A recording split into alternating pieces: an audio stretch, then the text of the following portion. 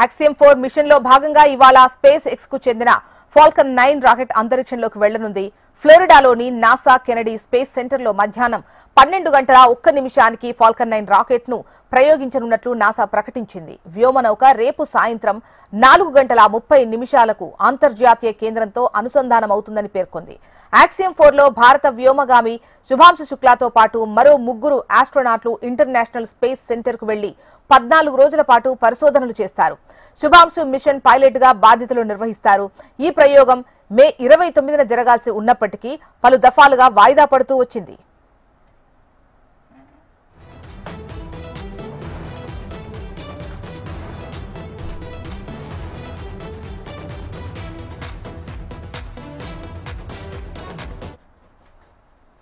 Axiom 4 machine లో భాగంగా ఇవాళ స్పేస్ ఎక్స్ కు చెందిన ఫాల్కన్ 9 రాకెట్ అంతరిక్షంలోకి వెళ్లనుంది.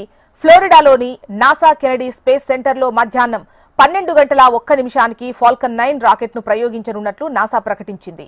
వ్యోమనౌక రేపు సాయంత్రం 4 గంటల 30 నిమిషాలకు అంతర్జాతీయ కేంద్రంతో అనుసంధానమవుతుందని పేర్కొంది.